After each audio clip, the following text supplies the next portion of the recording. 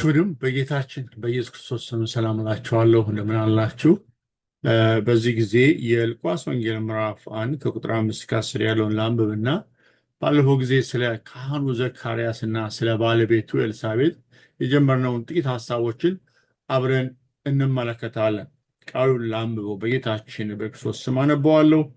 በይሁዳ ንጉሥ በሄሮድስ ዘመን ከአብያ የክህነት ምድብ የሆነ ዘካርያስ የሚባል አንድ ካህን ነበረ። ሚስቱ ኤልሳቤጥም ከአሮን ነገድ ነበረች።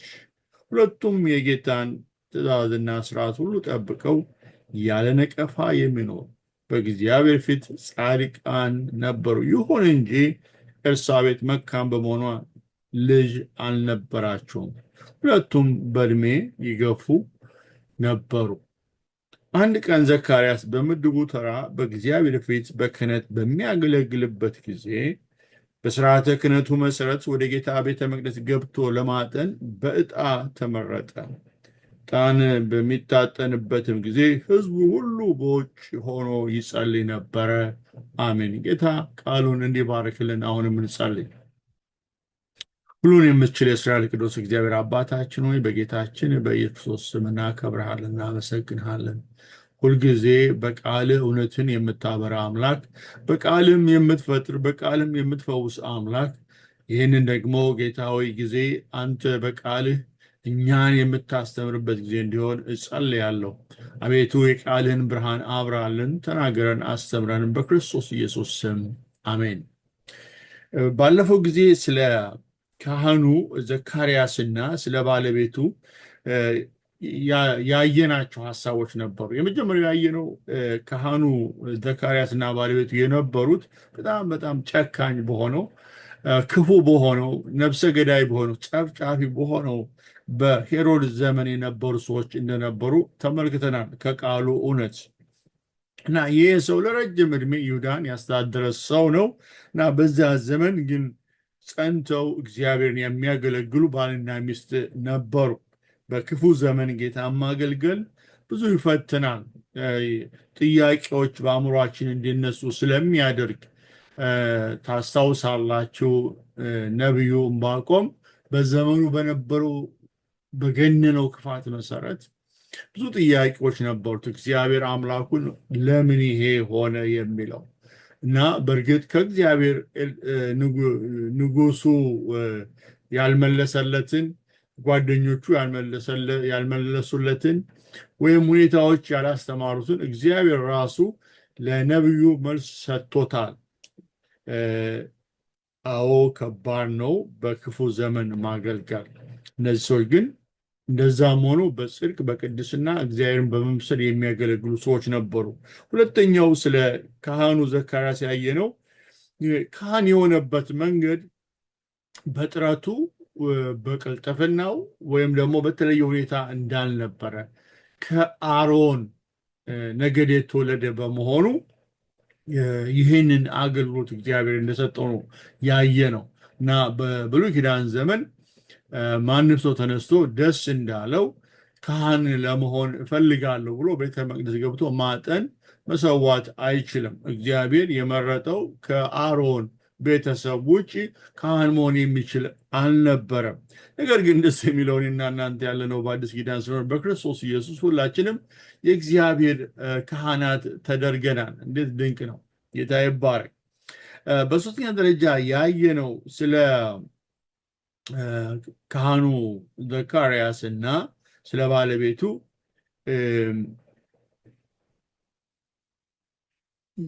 ያለ ነቀፋ በስርዓት በእግዚአብሔር ፊት የሚመላለሱ በሰው ፊት የሚመላለሱ እንደነበሩ ከእግዚአብሔር ስርዓትና ከእግዚአብሔር ሕግ ውጭ የሚኖሩ ሰዎች እንዳልነበሩ እሱን ተመልክተናል። ይሄ በራሱ ትልቅ ነገር ነው። አንድ ጊዜ በሰው ፊት መመስገን ይቻላል፣ ግን በእግዚአብሔር ፊት እንደዚህ የተመሰከረለት ሰው ሆኖ መገኘት ይሄ በእውነት እግዚአብሔር ሲረዳ ብቻ የሚገኝ እንጂ በራስ ኃይልና በራስ ብርታት የሚመጣ ብቻ አይደለም። ስለዚህ ጌታን እናመሰግናለን። ዛሬ የምንመለከተው ሁለት ነጥቦች አሉ፣ በተለይ ስለ ዘካርያስና ስለ ባለቤቱ። የመጀመሪያው ወይም አራተኛ ልንለው እንችላለን። ለዛሬው ግን አንደኛ ዘካርያስና ኤልሳቤጥ በእድሜያቸው ገፍተዋል፣ የገፉ ሰዎች ናቸው እና በዚያ ሰዓት ጸሎታቸው መልስ ባያገኝም ጸሎታቸው ቢዘገይም በቅንነት ማገልገላቸውን ግን አላቆሙ። እንደገና ልድገመው ይሄንን በእድሜያቸው ገፍተዋል። ለብዙ ዘመን ሲጸልዩበት የነበረ ጸሎት ነበራቸው። ነገር ግን ጸሎታቸው መልስ አላገኝም። እድሜያቸውም ደግሞ ገፍቷል እና ይሁንና በዛ ሁኔታ እያሉ ጌታን ማገልገል ግን አሁንም አላቆሙ። ይሄ አስደናቂ ነገር ነው። ኤልሳቤጥ መካን በመሆኗ ልጅ እንዳልነበራቸው ይናገራል። አንብበው ቃሉ በእግዚአብሔር ፊት ጻድቃን ነበሩ ይልና፣ ይሁን እንጂ ኤልሳቤጥ መካን በመሆኗ ልጅ አልነበራቸውም። እሷ መካን ነች እና መካንነት በዛን ጊዜ እነሱ በነበሩበት ማህበረሰብ ውስጥ በመልካም የሚታይ በመልካም የሚታሰብ አልነበረም። አንድ ሰው ልጅ ከሌለው እግዚአብሔር ያልባረከው የሆነ ነገር ያለበት እንደሆነ ሰዎች ያስባሉ። በመጽሐፍ ቅዱሳችን ደግሞ ይህንን ስንመለከት ይህንን በመሰለው ሁኔታ ያለፉ በጣም የተፈተኑ ያለቀሱ ሰዎች አሉ። ለምሳሌ ያክል አባታችን አብርሃምና እናታችን ሳራ ልጅ ስላልነበራቸው የተስፋ ቃሉን ቶሎ ስላላገኙ በጣም ተፈትነው ነበር። እንደውም በራሳቸው መንገድ ሁሉ ሄደው በቤተሰባቸው ላይ ትልቅ ቀውስ ተፈጥሮ ነበረ እና ልጅ አለማግኘት በራሱ ፈተና ነው። እነዚህ ሰዎች ስላልጸለዩ አይደለም፣ ጸልየዋል፣ በእግዚአብሔር ፊት አንብተዋል። አምላካቸው መልካም ነገር እንዲያደርግላቸው እንደ ጎረቤቶቻቸው እንደ ዘመዶቻቸው እነሱም የልጅ አባትና እናት ለመሆን ተመኝተው በእግዚአብሔር ፊት ጸልየዋል። ግን ወዲያውኑ ጸሎታቸው አልተመለሰም። የሚፈልጉትን አላገኙም። በዚያን ጊዜ አጉረምርመው እግዚአብሔር ጋር በመጣላት ቅንነታቸውን አጉድለው ከእግዚአብሔር ሐሳብ ጋር የመኖር እግዚአብሔርን የማገልገል እንደ እግዚአብሔር ፍቃድ የመመላለሱን ነገር ችላ ያሉ ሰዎች አልነበሩም። ብዙዎቻችን እግዚአብሔር እኛ የምንፈልገውን ባላደረገልን ጊዜ፣ ጸሎታችን ቶሎ ባልተመለሰ ጊዜ ወደ ማጉረምረም እንሄዳለን፣ ወደ ማኩረፍ እንሄዳለን። ይሄ የእግዚአብሔር ሕዝብ ሁሉ ትልቅ ፈተና ነው። ጸሎታችን ባልተመለሰ ጊዜ እኔና እናንተ በቅንነት መሄድን ወደ ማቆም እንሄዳለን። በእምነት መመላለስን እናቆማለን። ይኸው እግዚአብሔርን በቅንነት እያገለገልኩኝ እግዚአብሔር እያልኩኝ እየተጋሁኝ እያለ ጸሎቴ አልተመለሰም። እግዚአብሔር ጸሎቴን አልሰማኝም። ለምንድን ነው ብሎ ሰው ከእግዚአብሔር ጋር ሊጣላ ይችላል። በእግዚአብሔር ላይ ሊያኮርፍ ይችላል። ነገር ግን እነዚህ ሰዎች ጸሎታቸው ባይመለስም እንደ ወዳጆቻቸው እንደ ጎረቤቶቻቸው ልጅ ወልዶ የመሳብ ናፍቆት እንኳን ቢኖራቸው ያንን ባለማግኘታቸው ዘካርያስ ማገልገሉን ኤልሳቤጥም በቅንነትና በየዋህነት በእግዚአብሔር መመላለሳቸውን አላቆሙም ነበር። ይህ ትልቅ ነገር ነው ወገኖች። ዛሬ እኔና እናንተ ጸልየን እግዚአብሔርን ለምነን ያልተመለሰልን ነገር አለ። ያም ደግሞ በመሆኑ እግዚአብሔርን ያኮረፍን ሰዎች አለን። ለምን እንደ ወንድሞችና እንደ እህቶች፣ ለምን እንደ ጎረቤቶች ለእኔስ አልሰጠኝም? የእኔ ኃጢአት የእኔ በደል ከሌላው ሰው ይበልጣሉ። ለምንድን ነው ለእኔ እግዚአብሔር ይህንን ጸሎቴን ቶሎ ያልመለሰልኝ ብለን ሆድ የባሰንና እንደውም አገልግሎት ያቆምን ሰዎች ካለን ወገኖች ወደ አገልግሎት በእምነት በመመላለስ በጽድቅ በመመላለስ እንመለስና ጌታን እናገልግለው። ምክንያቱም እግዚአብሔር የራሱ አሰራር አለው። ሐና ታውቃላችሁ፣ እሷም ይሄ ፈተና ነበረባት፣ ታለቅስ ነበረ። ወደ እግዚአብሔር ቤት መጣ እንኳ ደስ ብሏት የሳቀችበት ጊዜ አልነበረም። ነገር ግን እግዚአብሔር አምላክ ደግሞ ለእሷ ያለውን በጊዜው ሰጣት፣ አደረገላት። ለሳራ አደረገላት። ዛሬም ለእኔና ለእናንተ እንደ ፈቃዱ በወደደው መልኩ ጸሎታችንን ይመልሳል። የልጅ ጉዳይ ብቻ አይደለም የሰው ጸሎት። አንዳንዶች ፈተናቸው የልጅ ጉዳይ አይደለም፣ የጤንነት ሊሆን ይችላል። የጤንነት ቀውስ፣ የቤተሰብ ቀውስ፣ የስራ ቀውስ፣ የብዙ ነገሮች ቀውስ፣ በሐሰት ተከሶ በሐሰት ተወንጅሎ እስር ቤት መማቀቅ፣ በወንጀለኞች በክፉዎች ርኅራኄ የሌላቸው ሰዎች ተወንጅሎ ወህኒ ቤት መረሳት፣ ይህን የመሳሰሉ ነገሮች አሉ እና ሰው እንደዛ ባለ ሁኔታ ጊዜ ወደ አምላኩ ወደ እግዚአብሔር ይጸልያል፣ ይለምናል። ወዲያውኑ ደግሞ ጸሎት ባልተመለሰ ጊዜ ሰው እግዚአብሔርን ማኩረፍ ይጀምራል። ነገር ግን አስረግጬ የምነግራችሁ እግዚአብሔር እኔና እናንተ ኢብን ሳንናገር በፊት ሳንለምነው በፊት ይህንና ያንን አድርግ ከማለቴ በፊት የኔን ሁኔታ ያውቃል። እግዚአብሔር ያንተን ሁኔታ ያውቃል፣ ያንቺን ሁኔታ ያውቃል። እንዴት ነው ታዲያ ያልመለሰው? እሱን መቶ እርግጠኛ ሆኜ መናገር አልችልም። እግዚአብሔር ሁሉን የሚችል አምላክ በጊዜውና በሰዓቱ እሱ ነው መልስ የሚሰጠው። ኢዮብ ተፈትኗል። አዎ እግዚአብሔርን አልካደም። በቅንነት ከመሄድ አልተመለሰም። እግዚአብሔርን አልካደም። ሆኖም ግን ያ በህይወቱ በተከሰተ ጊዜ ሲጾም ሲጸልይ የነበረ ልጆቹን ሲቀድስ ራሱን ሲቀድስ የነበረ ያ ባጋጠመው ጊዜ ተፈትኗል። እግዚአብሔር ጋር ቀርቤ እንደው ሙግት በገጠምኩኝ እስከ ማለት ድረስ ሄዷል ኢዮብ። ለምን ያሆነ ወገኖቼ? ከኔና ከእናንተ መረዳት በላይ የሆኑ ብዙ ነገሮች አሉ። በኋላ ግን እግዚአብሔር ለኢዮብም መለሰለት፣ ፊት ለፊት መጥቶ መለሰለት። በመልሱም ደግሞ ተደሰተ ኢዮብ እና እግዚአብሔር በጊዜው የሚመልስ አምላክ ነው። አንድ ግን እንድናስተውል የሚያስፈልገው እኔና እናንተ በህይወታችን እንደ ጉለት የምናየው ይሄ ልጅ አለመውለድ ለዘካርያስ በክህነቱ እንደገና ደግሞ ለኤልሳቤጥ በሴትነቷ ላይ ትልቅ ጥያቄ የሚያስነሳ ጉዳይ ነው። ማህበረሰቡ በቅንነት እንዳያቸው የሚያደርጋቸው ነገር ነው እና ስለዚህም ጉዳይ ጸልየዋል። የአባታችን የአብርሃም የእናታችን የሳራ አምላክ ለእኛም አድርግልን እያሉ ጸልየዋል። ግን እድሜያቸው ገፋ ነው የሚል ጸሎታቸው ወዲያው አልተመለሰም እና በዚህ ሁኔታ ውስጥ እያሉ ግን እሱም አምላኩን በቅንነት ከማገልገል በትህትና ከማገልገል ኤልሳቤጥም አምላኳን በጽድቅ ከማገልገል አልተመለሰችም። ሲሆንልንማ ወገኖች እግዚአብሔር ማገልገል ቀላል ሊሆን ይችላል።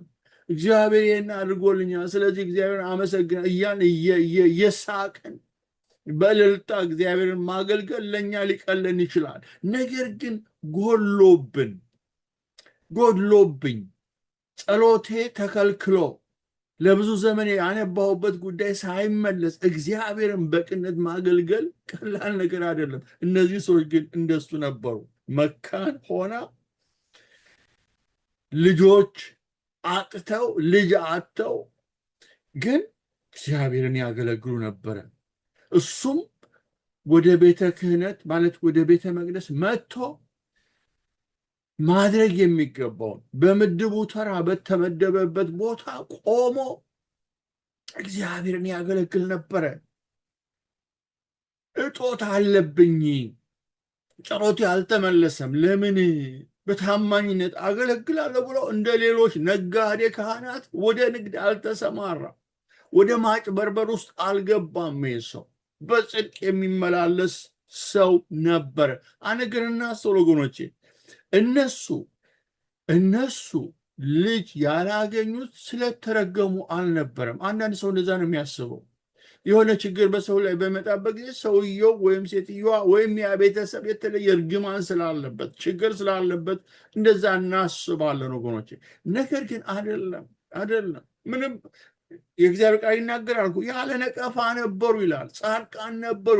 ጻድቃን ሆነው እግዚአብሔርን የሚፈሩ ሆነው ግን ጉድለት ነበረ በሕይወታቸው።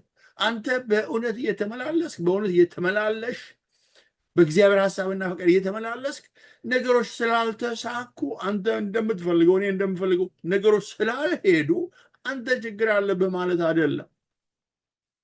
ይህንን ጠላት ነው የሚለው ሰዎች ናቸው የሚሉት። ነገር ግን እግዚአብሔርን የሚታመን ሰው ወገኖች፣ እግዚአብሔርን ተስፋ የሚያደርግ ሰው በቅነት የሚመላለስ በእግዚአብሔር አያጎልበትም። በትንቢተ ኤርምያስ ምዕራፍ 17 ላይ ምን የሚል ቃል አለ መሰላችሁ? ነገር ግን በእግዚአብሔር የሚታመን መታመኛውም እግዚአብሔር የሆነ ሰው ብሩክ ነው ይላል። መተማመኛው ያለው ነገር ሳይሆን እግዚአብሔር ራሱ የሆነ ብሩክ ነው። በውሃ ዳር እንደተተከለ ስሩንም እንደ ወንዝ ወደ ወንዝ እንደሰደደ ዛፍ ነው። ሙቀት ሲመጣ አይፈራም፣ ቅጠሉም ዘወትር እንደለመለመ ነው። በድርቅ ዘመን አይሰጋም፣ ፍሬ ማፍራቱንም አያቋርጥም። የጌታ ስም የተባረከ ይሁን። ምን አይነት ሰው? እግዚአብሔርን የሚተማመን ሰው፣ በነገር ሁሉ እግዚአብሔርን ተስፋ የሚያደርግ ሰው ሁልጊዜ የተባረከ ሰው ነው። እግዚአብሔር እንደወደደ መልካምነቱን ቸርነቱን ያሳየዋል ማለት ነው። ስለዚህ እነዚህ ሰዎች እነዚህ ባልና ሚስት ይሄ ካህንና ሚስቱ ጸሎታቸው ባልተመለሰበት ሰዓት ቅንነታቸው አልጎደለም። በጽድቅና በእውነት መመላለሳቸውን አላቆሙም። አይ አገልግሎት ካሁን በኋላ ለምን ያስፈልገኛል ብሎ እሷም ቅንነታችን ምንም ጎዳን እንጂ አልጠቀመንም ብለው ወደ ሌላ ወደ ክፋት አልሄዱም። እኔና እናንተም ሲሆንልን ብቻ ሳይሆን ባይሆንልንም ወገኖች ጸሎታችን በጊዜው ባይመለስም እግዚአብሔር አምላካችንን በቅንነት እንደነ ዘካርያስና እንደ ባለቤቱ እንደ ኤልሳቤጥ እናገልግለው። የመጨረሻ አምስተኛው ለዛሬ ሁለተኛ ማለት ነው። ዘካርያስ የተመደበበትን አገልግሎት ለመስጠት በቦታው ላይ የሚገኝ አገልጋይ ነበር። ቁጥር 7 ይሁን እንጂ ኤልሳቤጥ መካን በመሆኑ ልጅ አልነበራቸውም፣ ሁለቱም በእድሜ የገፉ ነበር ካለ በኋላ አንድ ቀን ዘካርያስ በምድቡ ተራ ይላል፣ በምድቡ ተራ በእግዚአብሔር በክህነት በሚያገለግልበት ጊዜ ተመድቦ አንተነ ዛሬ የምታገለግለው፣ አንተነ ዛሬ ዕጣን የምታጥነው፣ አንተነ ዛሬ መስዋዕት የምታቀርበው ተብሎ በተመደበበት ቦታ ላይ ነበረ እና በቦታው ላይ የሚገኝ ሰው ነበረ። ምክንያት ሰጥቶ ምክንያት ፈጥሮ አይ በቃ ዛሬ አልገኝም፣ ደስ አላለኝም፣ ትንሽ ጊዜ መውሰድ አለብኝ ብሎ የሆነ ምክንያት ብቻ ፈጥሮ አገልግሎትን የሚያቆም ሰው አልነበረም። ይሁት ወገኖቼ፣ አሁን ይሄ ምድብ የሚለው ነገር እዛ ዲቴል ውስጥ መግባት አልፈልግም። ይሄ በአንደኛ ዜና ምዕራፍ 26 ከቁጥር 1 እስከ 6 ሄዳችሁ ማየት ትችላላችሁ። እና ቁጥራቸው ብዙ ስለሆነ ካህናት በምድብ ነበር የሚያገለግሉት። ሌዋውያንም እንደዚሁ በምድብ ነው የሚያገለግሉት። ምን ያክል ጊዜ በቤተ መቅደሱ ተገኝቶ ማገልገል እንደሚገባቸው የተደነገገ ሕግ አለ። ስለዚህ ያ ቤተሰብ በራሱ የምድብ ጊዜ መጥቶ ያገለግላል። እና አሁን ይሄ ሰው ተልካሻ ምክንያት ሰጥቶ አገልግሎቱን አላስተላለፈም። እና ይሄ በዚህ እኛ ባለንበት ዘመን ትልቅ ትምህርት ይሰጠናል ብዬ አምናለሁ። ብዙ ጊዜ ሰዎች ለአንድ ቦታ አንድ ቤተክርስቲያን ሊሆን ይችላል፣ የሆነ ቦታ ላይ ለአገልግሎት ይጋበዛሉ ወይም እንጋበዛለን። ከዛ በኋላ በዛ ጊዜ እንደምንገኝ ከተነጋገርን በኋላ እኔና እናንተ ለአገልግሎት ስንጠበቅ በዛ ቦታ ተመድበን እያለ ነገር ግን የሆነ ተልካሻ ምክንያት እንሰጥና በቦታው ላይ ሳንገኝ እንቀራለን። ይሄ የዘመናችን እንደ ወረርሽኝ ያለ ትልቅ በሽታ ነው። ብዙ አገልጋዮች እየተጠበቁ አይመጡ፣ ብዙ ዘማሪዎች እየተጠበቁ አይመጡ። ለምን? አንደኛ አገልግሎቱ ነው። ስለ አገልግሎቱ ክብርም የላቸውም። ማንን እንደሚያገለግሉ ያውቁም። የነገስታት ንጉሥና የጌቶች ጌታ እግዚአብሔር እንደሚያገለግሉ ቢያውቁ እግዚአብሔርን መናቅ እንደሆነ ያ ተልካሻ ምክንያታቸው እውነት ለመናገር በትህትናና በየዋህነት እኔ ለዚህ እኮ የማልበቃን ሰው በማለት በቦታቸው ይገኙ ነበር። ነገር ግን እንመጣለን ብለው እንገኛለን ብለው ቃላቸውን ከሰጡ በኋላ ብዙዎች በምድብ ቦታቸው ላይ አይገኙም። ይህ ሰው በእድሜው የገፋ ሰው ነው እንደምንመለከተው ዘካርያስ። ነገር ግን በተመደበበት ቦታ ግን ነበረ። የሚገርማችሁ በተመደበበት ቦታ ደግሞ ሆኖ ሲያገለግል እያለ እግዚአብሔር ወደሱ መጣ። የጌታ ስም የተባረከ ይሆን። ወገኖች እኔና እናንተ በእውነት እግዚአብሔር ባስቀመጠን ቦታ ያለመሰልቸት በእውነትና በቅንነት የምናገለግል ከሆነ እግዚአብሔር በተለየ ሁኔታ ወደ እኔና ወደ እናንተ ይመጣል። እኛ ሌሎቹን ማገልገል ብቻ ሳይሆን እግዚአብሔር እሱ ራሱ እኛን ሊያገለግለን ይገለጣል። የዘመናት የህይወት ጥያቄያችንን መልስ ሊሰጠን ይመጣል። በቦታችን ላይ ካልተገኘን ግን ከእግዚአብሔር ጋር እንተላለፋለን።